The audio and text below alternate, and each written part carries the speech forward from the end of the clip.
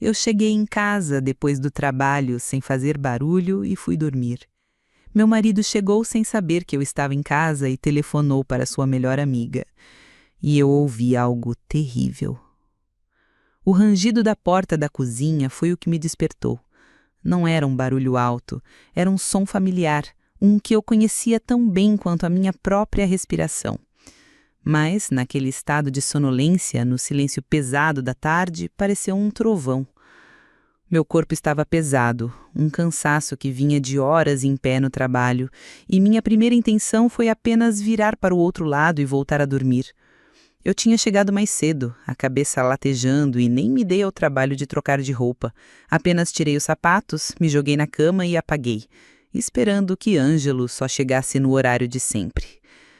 Mas então eu ouvi a voz dele, baixa, quase um sussurro, um tom aveludado, íntimo, que ele usava comigo nos nossos melhores momentos.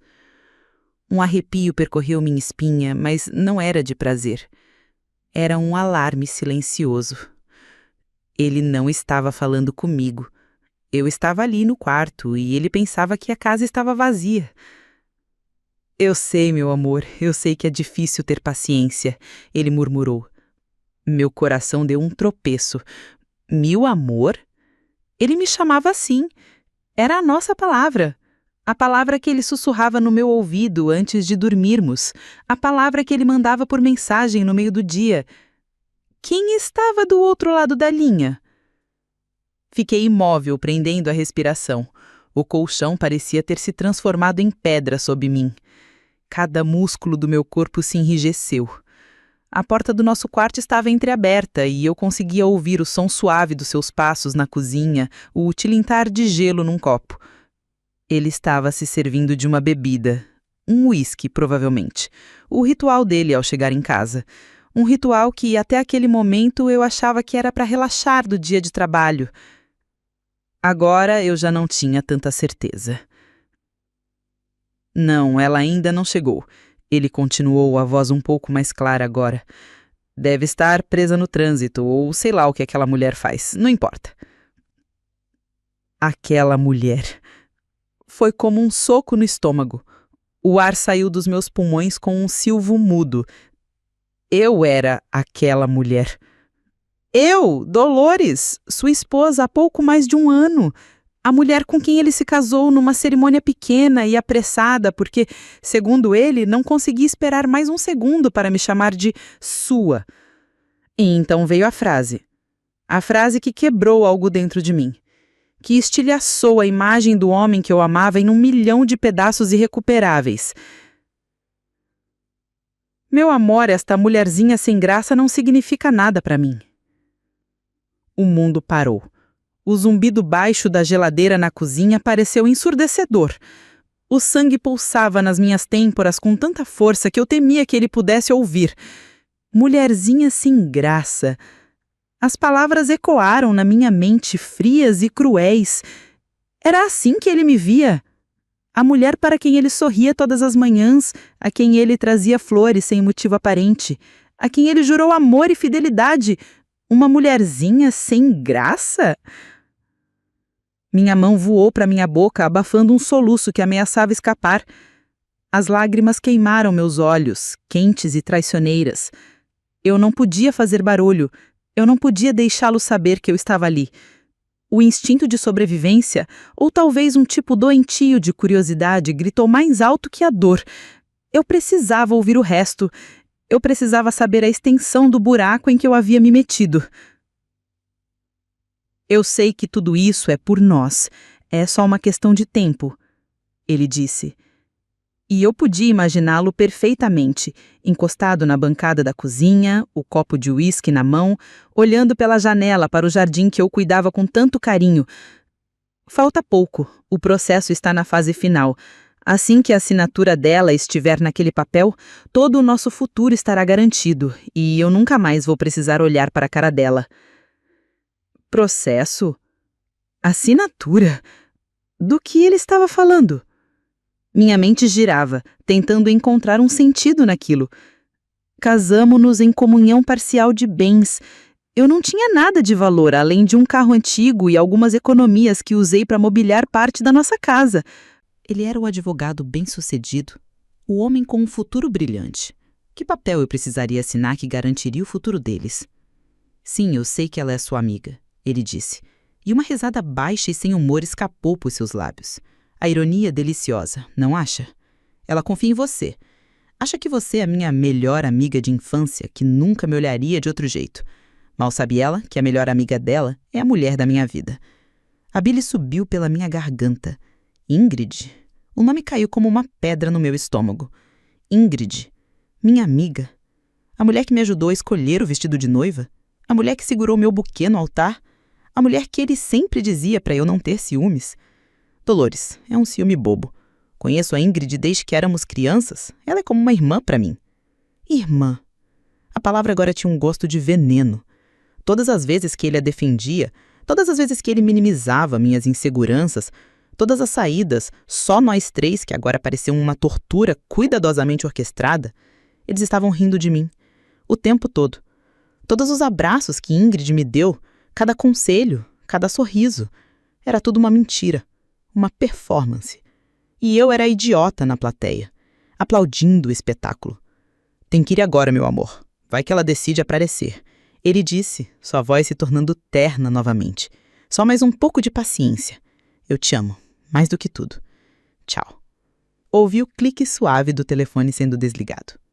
O silêncio que se seguiu foi o mais alto que eu já experimentei. Era um silêncio cheio de traição, de mentiras, de planos dos quais eu não fazia parte. Minha dor, a dor aguda e cortante de um coração partido, começou a se transformar em outra coisa. Uma frieza. Um gelo que se espalhou pelas minhas veias, congelando as lágrimas nos meus olhos. A tristeza ainda estava lá, um monstro enorme no meu peito, mas agora ela tinha companhia. A raiva. Uma raiva silenciosa, profunda e perigosa. Eu não era uma mulherzinha sem graça. Eu era a esposa dele. E ele, junto com a minha melhor amiga, acabara de declarar guerra. E se era a guerra que eles queriam, era a guerra que teriam. Mas eles não me veriam chegando. Ouvi seus passos se aproximando do corredor. O pânico me agarrou. Ele não podia me encontrar acordada, não agora. Com um movimento rápido e silencioso, virei-me para a parede, puxei o cobertor até o queixo e fechei os olhos com força, regulando minha respiração para parecer o mais natural possível. Meu coração batia como em tambor de guerra contra as minhas costelas. Cada segundo era uma eternidade. A porta do quarto se abriu completamente. Sentia sua presença no umbral, observando. O que ele via? Sua esposa cansada, dormindo pacificamente? Ou a tola que ele estava enganando? Ele entrou, e o cheiro de uísque e do perfume caro dele preencheram o ar. Ele não veio para a cama. Ouviu o barulho do seu cinto sendo aberto, o som das suas roupas caindo no chão. Ele estava se trocando. Para quê? Para sair de novo? Para encontrá-la? A ideia me enojou. Depois de alguns minutos, que pareceram horas, senti o colchão afundar levemente do meu lado. Ele não se deitou. Apenas se inclinou e depositou um beijo na minha testa. Um beijo gelado, vazio. Um beijo de Judas. Dorme bem, minha vida, ele sussurrou. E então, ele se foi. Ouvi seus passos se afastando, a porta da frente abrindo e fechando com um clique suave. Eu estava sozinha novamente. Mas eu não era mais a mesma pessoa que havia se deitado naquela cama uma hora atrás. Aquela Dolores, a que acreditava em contos de fadas e em príncipes encantados, morreu na cozinha, ao som de um sussurro cruel no telefone. A mulher que abriu os olhos na penumbra do quarto era outra. E ela tinha apenas um pensamento em mente. Descobrir a verdade. Toda a verdade. E depois fazê-los pagar. Assim que o som de Ângelo desapareceu na rua, eu saltei da cama. O fingimento acabou. Meu corpo tremia, uma mistura de adrenalina e fúria. Fui até a janela e espiei pela fresta da cortina, a tempo para ver as luzes traseiras do seu sedã de luxo virando a curva. Ele estava indo encontrá-la. A imagem dos dois juntos, rindo de mim, enviou uma onda de náusea através do meu corpo. Respirei fundo, forçando o ar para dentro dos meus pulmões. Chorar não ia adiantar. Desesperar-se era um luxo que eu não podia me permitir. A Dolores que eles conheciam, a mulherzinha sem graça, talvez fizesse isso. Mas a nova Dolores, a que nasceu do veneno das palavras dele, precisava de um plano. A primeira coisa que fiz foi ir até a cozinha. O copo de uísque dele ainda estava na bancada, com o gelo derretendo, deixando um anel de condensação na pedra de granito. Peguei o copo e por um momento quis atirá-lo contra a parede. Queria ver o vidro se estilhaçar, assim como minha confiança, meu amor, meu casamento. Mas não o fiz. Lavei o copo, sequei-o e guardei-o no lugar. Nenhum vestígio. Ele não podia saber que eu sabia. Não ainda. Minha mente trabalhava febrilmente. O processo está na fase final, assim que a assinatura dela estiver naquele papel. Que papel? Que processo? Ângelo era advogado, especialista em direito de família e sucessões. A maior parte do seu trabalho era um mistério para mim. Ele sempre dizia que era chato e complicado demais para eu me preocupar. E eu, na minha ingenuidade, aceitei. Acreditava que ele estava me poupando. Agora, percebia que ele estava me escondendo algo. Eu precisava de provas, precisava de informações. O escritório dele era em casa, um cômodo que ele mantinha trancado. Ele dizia que era para proteger a confidencialidade dos clientes. Outra mentira conveniente. Mas eu sabia onde ele guardava a chave reserva. Num pequeno cofre escondido atrás de um quadro no corredor. Um cofre cuja combinação era o nosso aniversário de casamento. A ironia era tão cruel que me fez sorrir. Um sorriso sem humor, um repuxar de lábios amargo. Fui até o quadro, tirei-o da parede e girei a combinação. O cofre se abriu com um clique. Lá estava a chave. Minhas mãos suavam enquanto eu a pegava. Caminhei até a porta do escritório, o coração batendo descontroladamente. Cada passo parecia ecoar na casa silenciosa. Coloquei a chave na fechadura, girei e a porta se abriu. O escritório era impecável, organizado de uma forma quase obsessiva. Livros de direito alinhados em prateleiras, uma mesa de madeira escura polida. E no centro de tudo, o seu computador. Era ali que as respostas estariam. Sentei na cadeira dele, que ainda guardava um leve calor do seu corpo, e o liguei. Protegido por senha, é claro. Tentei as senhas óbvias, meu aniversário, o dele, o nome do nosso cachorro. Nada. Pensei por um momento. O que era importante para ele? O que era a coisa mais importante na vida dele? A resposta veio como um raio. Ingrid. Tentei o aniversário dela. Acesso negado. Tentei o nome dela. Negado. Então tentei uma combinação dos dois. Ingrid, seguido pelo ano de nascimento dela. A tela de boas-vindas apareceu. Senti um triunfo sombrio. Eu estava dentro. Por onde começar?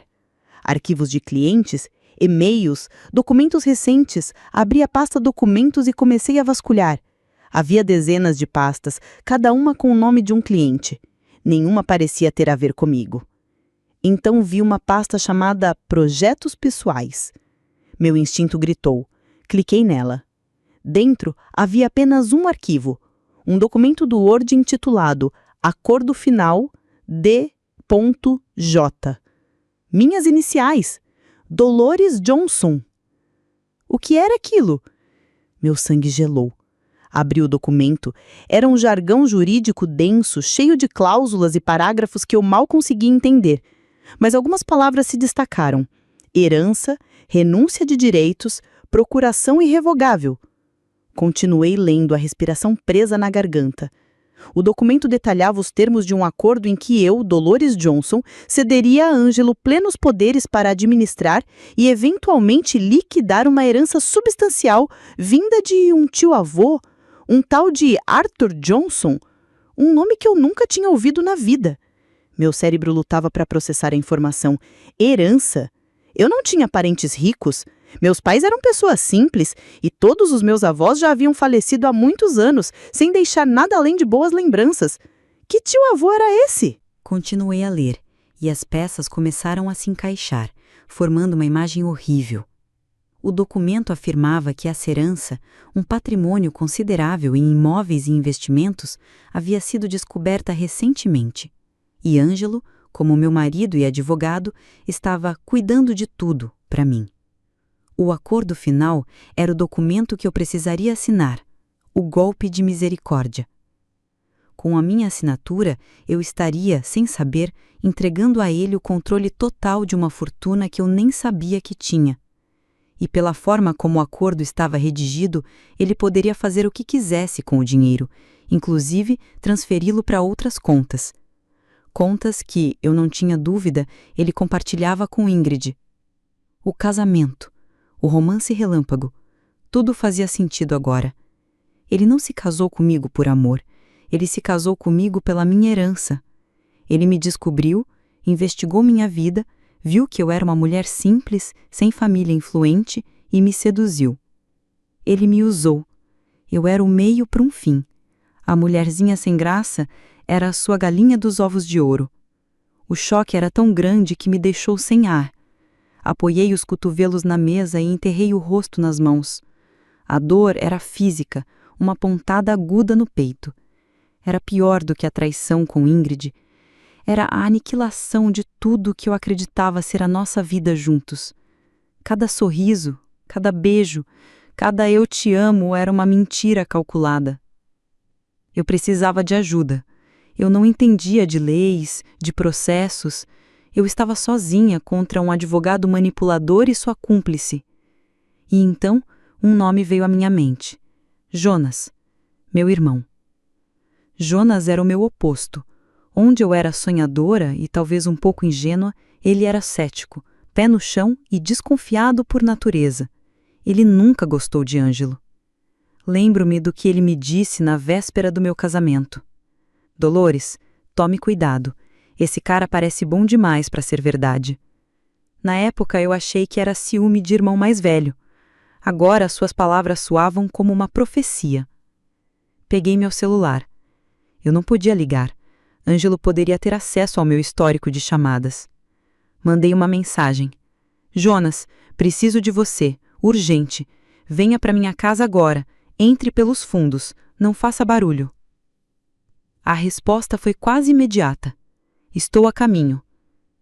Enquanto esperava, agi rapidamente. Fotografei cada página do acordo final com meu celular. Depois abri o e-mail dele. Havia uma troca de mensagens com Ingrid que confirmava tudo. E-mails cheios de planos para o futuro, de viagens que fariam com o nosso dinheiro, de como teriam que aturar a sem graça por mais um tempinho. Fotografei tudo. Salvei as fotos em uma pasta segura na nuvem, protegida por uma senha que só eu saberia. Depois, apaguei o histórico de navegação, fechei todas as janelas e desliguei o computador. Deixei o escritório exatamente como o encontrei. Tranquei a porta e devolvi a chave ao cofre. Quando Jonas bateu suavemente na porta dos fundos alguns minutos depois, eu já era uma fortaleza. A dor ainda estava lá, um nó no fundo da minha alma, mas a determinação era mais forte. Dolores, o que aconteceu? Você está pálida, ele disse entrando e fechando a porta atrás de si. Eu não perdi tempo. Jonas, senta, eu descobri tudo. E eu contei. Contei sobre a ligação, sobre as palavras de Ângelo, sobre a traição com Ingrid. Os olhos de meu irmão escureceram, a raiva se formando em suas feições. Mas quando eu contei sobre o escritório, o documento e a herança, a raiva deu lugar a um choque frio.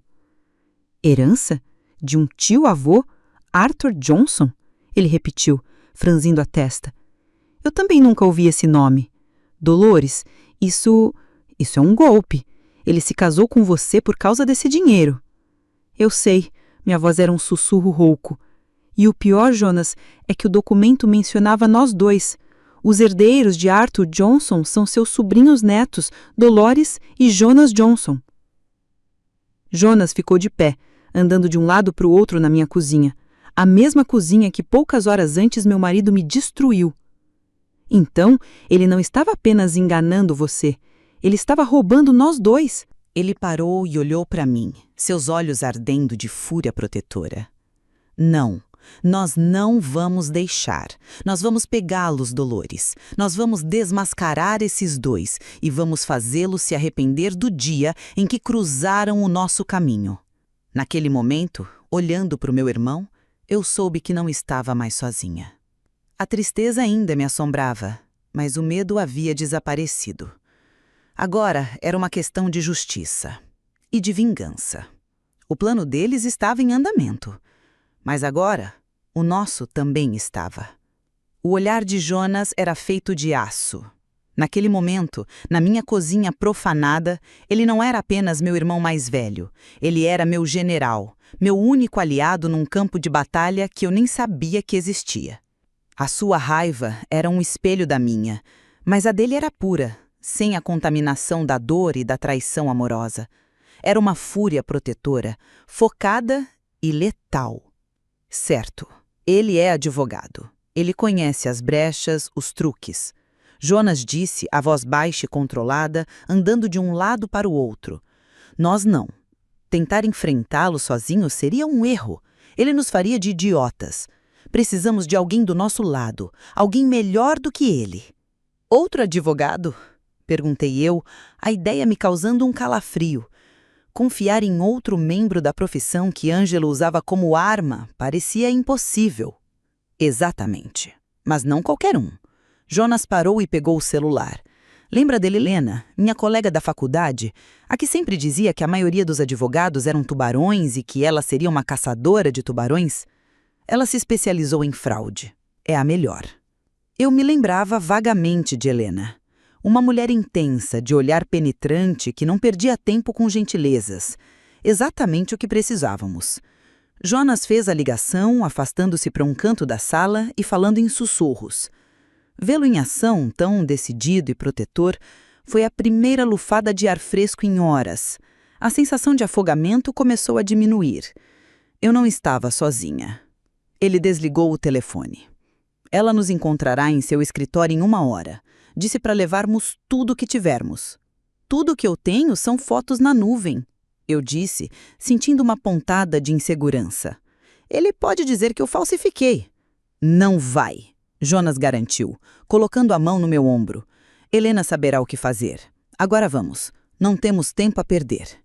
Saímos pela porta dos fundos, como ladrões na minha própria casa. Cada passo para longe daquele lugar parecia um passo para mais perto da minha liberdade. O escritório de Helena ficava no centro da cidade, um prédio moderno e impessoal. Ela nos recebeu numa sala de reuniões minimalista, com paredes de vidro e uma vista panorâmica da cidade. Ela não perdeu tempo com formalidades. Jonas me disse que é urgente e grave. Comecem do início. Ela disse, abrindo um notebook e posicionando os dedos sobre o teclado. Com a voz trêmula no começo, mas ganhando firmeza a cada palavra, eu contei tudo. A chegada em casa, a voz de Ângelo, a frase que me quebrou, a traição com Ingrid, a descoberta no escritório, o documento, a menção à herança de um tio-avô desconhecido. Mostrei a ela as fotos que tirei do acordo final e dos e-mails trocados entre Ângelo e Ingrid. Helena ouvia em silêncio, o rosto impassível, os olhos fixos em mim. A única indicação de sua reação era a velocidade com que os seus dedos voavam sobre o teclado, digitando notas. Quando terminei, um silêncio pesado pairou na sala. Ela finalmente olhou para nós e seu olhar era como de um cirurgião analisando um caso complexo. O que vocês me descreveram aqui tem vários nomes. Ela começou, a voz calma e precisa. Estelionato sentimental, fraude, quebra de dever fiduciário e associação criminosa. O seu marido, Dolores, não é apenas um traidor, ele é um criminoso. A palavra criminoso soou estranho e, ao mesmo tempo, perfeitamente adequada. O homem com quem eu dormia, com quem eu compartilhava as minhas refeições e os meus sonhos, era um criminoso. O que podemos fazer? Jonas perguntou, inclinado para frente na cadeira, a impaciência evidente na sua postura. Primeiro, precisamos confirmar os fatos. Ela disse, o nome do tio-avô era Arthur Johnson, correto? Assentimos. Vou fazer uma busca preliminar no sistema do tribunal. Ela virou o notebook e começou a digitar. Observá-la trabalhar era fascinante. Em poucos minutos, ela encontrou. Aqui está. Processo de inventário de Arthur Johnson, aberto há 6 meses. E o advogado nomeado como procurador da família é... Ela fez uma pausa dramática. Ângelo Martins, seu marido. Meu estômago se revirou. Era real, tudo era real. Como ele conseguiu isso? Perguntei, a voz um fiapo. Nós nem sabíamos que esse homem existia. Essa é a pergunta de $1 milhão, disse Helena, os olhos semicerrados em concentração. Provavelmente, como advogado de sucessões, ele tem acesso a bancos de dados, obituários, testamentos não reclamados. Ele pode ter encontrado o nome de Arthur, visto que os únicos herdeiros eram sobrinhos netos distantes e sem contato, e investigado quem vocês eram. Ele descobriu vocês dois. E Dolores, ele viu em você o alvo perfeito. Uma mulher trabalhadora, honesta, talvez um pouco solitária. Fácil de seduzir, fácil de enganar. Cada palavra era uma facada. Ela estava descrevendo a mim, a tola que caiu em uma armadilha perfeitamente montada. E a herança? Jonas perguntou. É real? É substancial? Helena voltou a digitar. Seus olhos se arregalaram ligeiramente. Foi a primeira emoção genuína que ela demonstrou. Ela virou o notebook para nós. Na tela, havia uma lista de ativos ligados ao inventário de Arthur Johnson. Não eram apenas alguns trocados. Eram 3 apartamentos em áreas nobres da capital, uma casa de praia em um condomínio de luxo, uma carteira de ações em empresas de primeira linha e uma quantia em dinheiro em contas de investimento que fez meus olhos lacrimejarem. Era uma fortuna, uma quantia que mudaria nossas vidas para sempre. E Ângelo estava a uma assinatura de roubar tudo. Meu Deus! Sussurrou Jonas, passando a mão pelo rosto. Seu tio-avô era um homem muito rico e muito discreto. E seu marido é mais ganancioso e perigoso do que eu imaginava. O documento que ele preparou para você assinar, Dolores, é uma obra-prima de canalice jurídica. Ele te dá a impressão de que está te ajudando, enquanto, na verdade, você está entregando a ele o controle absoluto de tudo isso. Com essa procuração, ele e a cúmplice dele poderiam desaparecer com dinheiro e vocês nunca mais os veriam. Então, o que fazemos? Vamos à polícia? Sugeri. Ainda não, Helena disse firmemente. Temos as fotos, mas ele pode alegar que são falsas. Ele pode apagar os arquivos originais. A palavra de vocês contra a de um advogado respeitado. Precisamos de algo irrefutável. Precisamos pegá-lo no ato. Um plano começou a se formar em seus olhos. Ele quer a sua assinatura, Dolores. Então, nós vamos dar a ele o que ele quer. Ou melhor, vamos fazê-lo pensar que ele vai conseguir. Ela se virou para mim. Este será o papel mais difícil da sua vida. Você precisa voltar para casa e agir como se nada tivesse acontecido. Precisa se